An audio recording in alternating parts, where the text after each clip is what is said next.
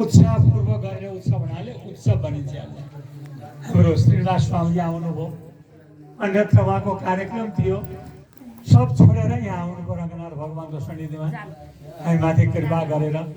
हाम्रो प्रमोद बाबु आउनुभयो, श्री विल्लुपुत्तुर बस्छन् चतुर्भुज बाबु पहिलेका विद्यार्थी हुन्, उनी आएर यहाँ दिव्य राम्रो हिजोदेखि खटेर त्यो कार्यक्रम गरायो उनले। उनी पनि उहाँदेखि म आउँछु उत्सवमा भनेर आए। र हाम्रो मधुसूदन बाबु यो महिनाभरि म कतै जान्न, वहीँ बसेर उत्सव गर्छु भनेर दिनौँ आएर पाठ गर्ने, यहाँ भगवानको सेवा गर्ने नित्य गरेका छन्। हाम्रो वासुदेव, हाम्रो नारायणजी विद्यार्थी बिहान उठेर नित्य सेवामा पनि संलग्न भएर समय बिताउँदै। हाम्रा रामचन्द्र बाबु रसोइमा हुनुहुन्छ भित्र, उनी त 3 बजेदेखि उठेपछि बेलुकासम्म खटेको खटे भगवानको सेवाको लागि। त्यस्तै हाम्रो बलराम बाबा पनि त्यस्तै खट्नु भएको छ। अरू भक्त भागवतहरू सबै आमाजीहरू पनि त्यसरी आफ्नो ठाउँमा खट्नु भएको छ। सबैलाई यो व्रत, यो अनुष्ठानको त्यो मङ्गलमय अवसरमा जो आउनुभयो सबैलाई धेरै धेरै शुभ आशीर्वाद, शुभ मङ्गला शासनम। गोदा आमाले यो व्रत गर्नुभयो, कहिले भन्दा 1 गते पुसदेखि यो व्रत सुरु भयो। यसको नाम गोदा व्रत पनि भनिन्छ। यसको नाम तिरुपावई, त्यो श्री व्रत पनि भनिन्छ। तिरु भनेको लक्ष्मी, पावई भनेको व्रत। त्यो लक्ष्मी आमाले गरेको व्रत हुनाले यसको नाम भयो तिरुपावई व्रत। श्री व्रत, श्री भनेको लक्ष्मी, उहाँले गरेको व्रत हुनाले यसको नाम भयो श्री व्रत। र सबै आज आउनुभयो, बडा रमाइलो उत्सव भयो। भगवानको कल्याण उत्सव रङ्गनाथ भगवानको र गोरा आमाको विवाह उत्सव यस्तो आनन्दले भयो, यस्तो आनन्दले भयो, धेरै गौरव लागेको छ। सबै भक्तहरू आइदिनु भयो, यहाँलाई पनि मङ्गल। र गोरा आमालाई 1 महिनासम्म व्रत गरेर आज विवाहको दिन भगवानसँग के माग्नुभयो त? पहिली हामी माग्छौँ भन्दै जानुभयो र अन्तिममा भगवान सिंहासनबाट उठेर, पलङबाट उठेर दर्शन दिनुभयो। अनि सुतेको दर्शन पाए, उठेको दर्शन पाए भगवानको। त्यसपछि होइन हजुर, तपाईँले त्यो सिंहासनलाई त्यागेर हिँडेर, सिंहासन छोडेर, पलङ छोडेर हिँड्दै हिँड्दै आउनु पर्यो। हामी हजुरको हिँडाइ, हजुरको चेष्टा, हजुरको हँसाइ, हजुरको बोलाइ, हजुरको हेराइ, हजुरका लक्ष्य, हजुरको कदम, श्री चरण चालेको महिमा, यो सबै हेर्न चाहन्छौँ भनेपछि भगवान बिस्तारै हात्तीका तरह, सिंहका तरह भगवान हिँड्न लाग्नुभयो। हिँड्दै हिँड्दै गोपीहरूले एउटा दिव्य मण्डप बनाएका थिए श्रीरङ्गमा भगवानलाई विराजमान गराउनको लागि। त्यो मण्डपको नाम के थियो? आस्था मण्डप। त्यो आस्था मण्डपमा गएर भगवान राज गरी बक्सियो। भगवान श्रीकृष्ण राज गरी बक्सेपछि अब गोपीहरूले भगवानलाई मङ्गला शासन गरे। यति राम्रो मङ्गला शासन गरे, आशीर्वाद दिँदै दिँदै दिँदै दिँदै गएपछि ल गोपी हो, तपाईँहरूको माता ऋणी भाइ, ऋणी भाइ के माग्नुहुन्छ म दिन तयार छु। अन्तिममा गोरामाले भन्नुभयो के मागौँ प्रभु, अरू माग्ने ठाउँै छैन, सबै चिज मागेर पो के गर्नु। रूप मागौँ, एक दिन गाला चाउरी पर्छ। धन मागौँ, त्यो पनि नासमान हो। परिवार मागौँ, ती पनि त्याज्य हुन्। सुख मागौँ, त्यो सुख एक दिन दुःख भइहाल्छ, अन्त्य छ नि। दुःखको पनि अन्त्य छ, सुखको पनि अन्त्य छ। के मागौँ प्रभु? पनि घर मागौँ, खेती मागौँ, धन सम्पत्ति मागौँ, सबै नासमान, साथमा जाने केही पनि छैन। त्यही हुनाले वास्तवमा कुन्ती आमाले एकचोटि कुन्ती माताजीले भगवानसँग वर माग्नु भएको छ। भगवान जानुभयो, कुन्तीले साष्टाङ्ग गर्नुभयो, हे कुन्ती माता तपाईँले धेरै दुःख भयो, केही वर माग्नुहोस् त भन्नुभयो। अनि उहाँले के माग्नु प्रभु, यदि माग्नै पर्छ भने म एक चिज माग्छु गोविन्द, त्यही दिनु छैन। र आमा कहिले आमा भन्नुहुन्थ्यो, कहिले फुपू भन्नुहुन्थ्यो। अर्जुनकी माता भगवानकी फुपू। अनि कुन्ती आमाले बडा विचित्र वर माग्नुभयो। ध्यान दिनु भगवानसँग। हामी मन्दिरमा गएर छोरालाई शान्ति, छोरीलाई शान्ति, मलाई शान्ति, रोग नष्ट, विद्या प्राप्ति, धन प्राप्ति भन्छौँ नि। र कुन्तीले तो माग्नु भएन। श्लोक सुन्नुहोस्, विपद सन्तु न संशोध तत्र तत्र जगद्गुरु भवतो दर्शनम यस्यात् अपुनर्भव दर्शनम। हे गोविन्द, मलाई सधैँभरि विपत्ति आओस्, म माथि आपत्ति आओस्। विपत्ति आपत्ति दुःख कष्ट साना होइनन्, ठुला ठुला विपत्ति आपद विपत्ति। कुन्तीले जब विपत्ति माग्नुभयो नि, भगवानको आँखाबाट आँसु आए। कुन्ती यस्तो वर किन माग्नुभयो?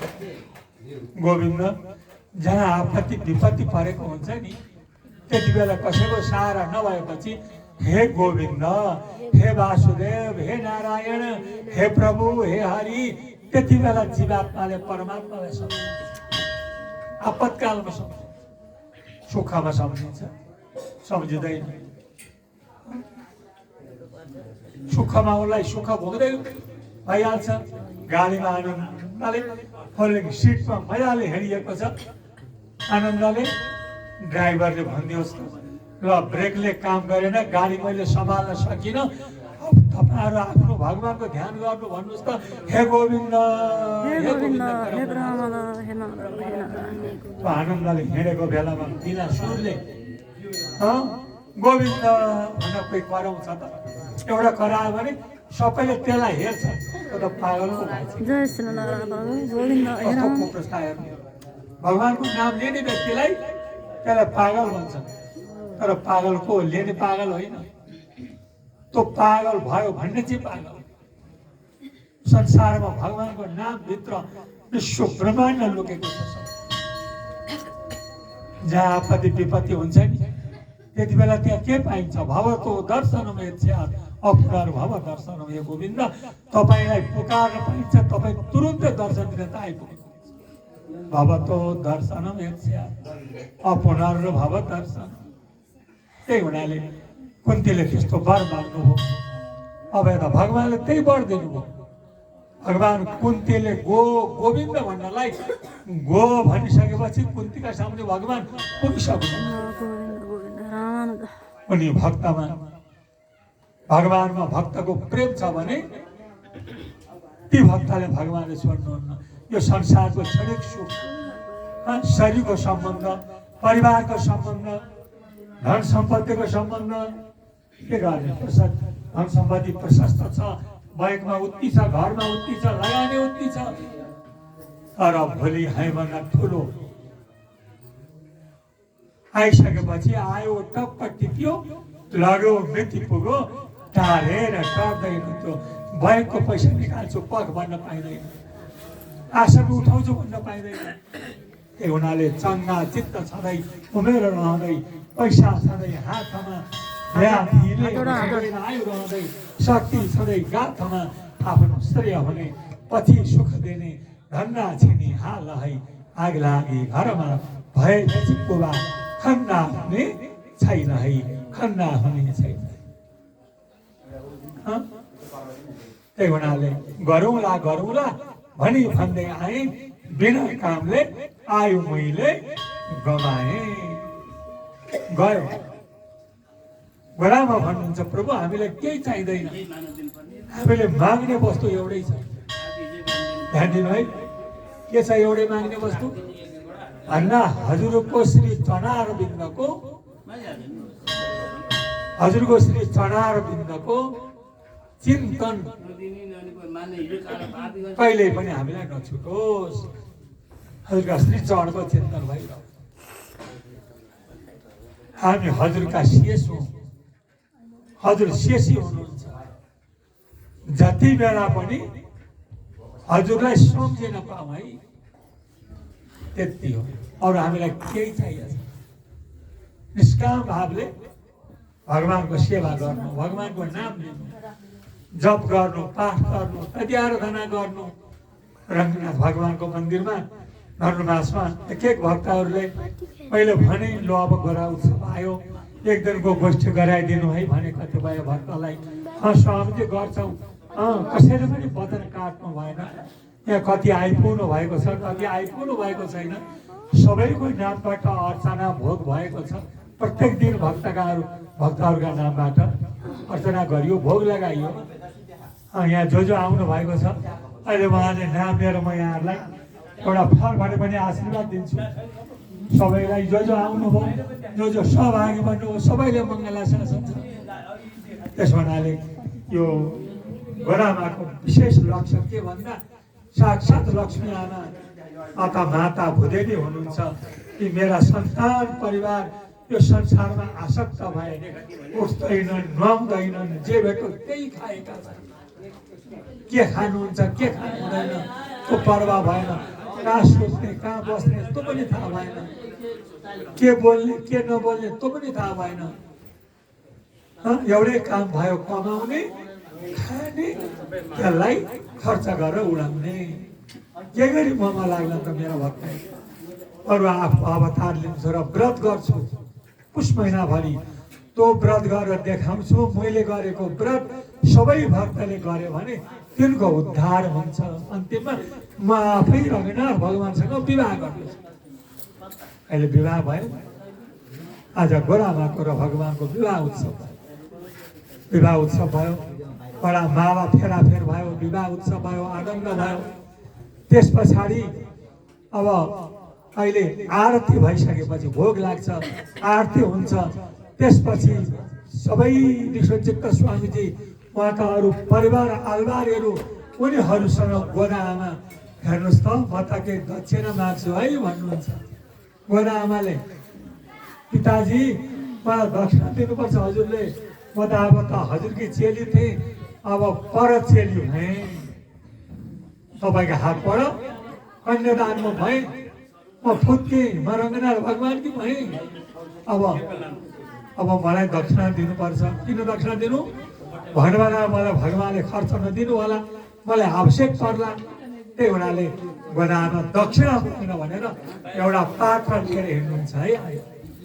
यहाँहरू पनि यसो पत्रम पुष्प जे जति छ तयार गरेर हातमा राख्नु होला। अहिले गोदामा तर्फद्वारा एउटा पात्र आउँछ, त्यही पात्रमा गोदामालाई दक्षिणा दिने। त्यो दक्षिणा गोदामाले कहाँ राख्नुहुन्छ? श्रीरङ्गममा। अहिले पनि गोदामाले राखेको दक्षिणा राख्ने कोठा श्रीरङ्गममा छँदैछ। कतिले देख्नु भएको छैन, त्यो दासले गरेर देखाएको छ। कोठा छ, त्यहाँ गोदामाको विग्रह छ।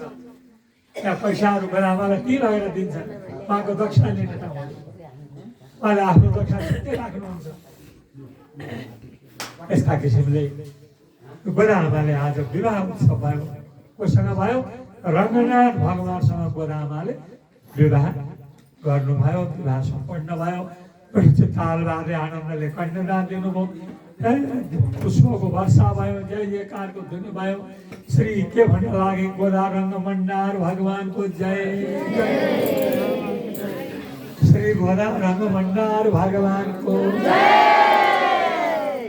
श्रीरङ्गमको के बिल्लुपुत्रको जयकार सप्तलोकमा ब्रह्माले पनि सुन्नु भएको थियो। हतार हतार ब्रह्माजी पनि त्यहाँ आइपुग्नु भयो।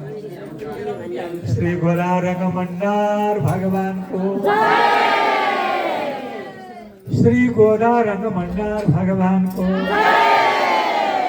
म बसेर भनेको हुनाले जयकार मनाएँ, यहाँले सुन्नु भएन। म उठेर जयकार मनाउँछु है। श्री गोदा रङ्ग मण्डार भगवानको। आवाज हुन लाग्यो ल सबैले। श्री गोदा रङ्ग मण्डार भगवानको।